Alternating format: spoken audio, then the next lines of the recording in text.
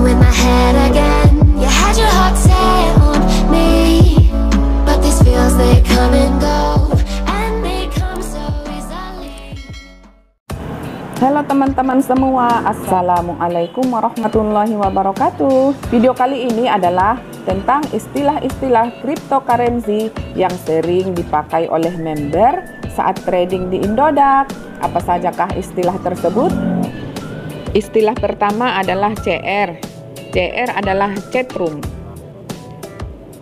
Jadi di chatroom ini adalah tempat member Indodax melakukan chat atau berbagi informasi tentang suatu koin atau sekedar menyampaikan unek-uneknya.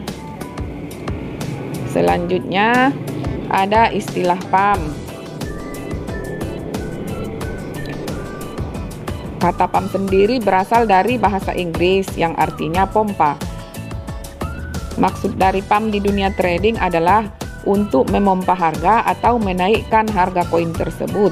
Jadi kalau di chatroom ada yang bilang koin ini mau pump, berarti artinya koin yang dimaksud harganya akan dipompa naik. Lalu ada kata dump. Kalau tadi pump mempunyai arti untuk menaikkan harga koin, dump adalah kebalikan dari pump. Dump artinya harga akan turun. Istilah pump and dump digunakan ketika siklus dari suatu koin atau aset digital yang terus naik dan akhirnya turun secara signifikan. Naik dan turunnya suatu koin atau aset digital yang cukup jauh disebabkan oleh permainan dari orang yang memiliki modal yang cukup besar. Biasa juga disebut sebagai cukong. Saat cukong membeli koin atau aset digital dengan nilai yang besar, harganya akan naik. Kemungkinan orang-orang akan FOMO sehingga membeli koin atau aset digital. Karena banyak yang membeli, harganya akan semakin naik lagi atau malah pump. Saat harganya sudah mencapai puncak tertinggi, cukong akan menjual koinnya hingga akhirnya harga kembali turun atau mulai dump. Lalu ada juga istilah SOR. SOR adalah merupakan potongan dari kata longsor. Artinya adalah harga koin turun. Berbeda dengan kata dump yang sama-sama mempunyai arti penurunan harga. SOR lebih ke penurunan harga yang terjadi secara alami. Kalau dump adalah penurunan harga yang sengaja diturunkan oleh cukong-cukong besar. Lalu ada istilah cukong. Cukong itu secara umum artinya adalah orang yang mempunyai perusahaan besar ataupun modal yang besar di Indonesia. Pokoknya orang yang duitnya banyak deh. Kalau disingkat bos. Di ruang chatroom seringkali cukong ini disebut-sebut. Cukong ini nickname-nya berwarna ungu. Jadi cukong ini sering disebut untuk diminta membantu menaikkan dan menurunkan harga koin. Ada istilah koreksi. Koreksi adalah penurunan harga koin sementara atau jangka pendek sebelum akhirnya harga koin bergerak naik lagi. Lalu selanjutnya ada istilah CL. CL adalah cut loss, yaitu potong kerugian. Cut loss yaitu menjual koin dengan tujuan membatasi kerugian untuk menghindari kerugian yang lebih dalam lagi disebabkan harga koin yang turun terus-menerus. Lalu ada juga istilah TP. TP merupakan singkatan dari take profit yang artinya ambil untung. TP biasanya dilakukan saat trader membeli koin di harga rendah dan pada saat harga sudah naik dan memberikan profit, trader tersebut menjual dan mendapatkan keuntungannya. Selanjutnya ada istilah sideways, yaitu harga koin mengalami stagnan dalam periode yang cukup lama atau dengan kata lain tidak menampakkan tren naik atau tren turun. Lalu ada istilah pingpong. Pingpong adalah membeli koin di harga rendah dan menjualnya saat harga koin bergerak naik. Sesudah terjual, lalu memasang lagi di harga rendah, lalu menjualnya lagi di saat harga koin bergerak naik. Begitu seterusnya. Lalu ada juga istilah ATH. ATH merupakan singkatan dari all time high, yang menandakan kalau suatu koin telah mencapai nilai tertingginya sepanjang masa. Istilah ini mulai digunakan saat Bitcoin setara dengan $20.000 pada tahun 2017. Dan pada tahun ini Bitcoin telah mencapai ATH-nya atau harga tertingginya di angka hampir 600 juta.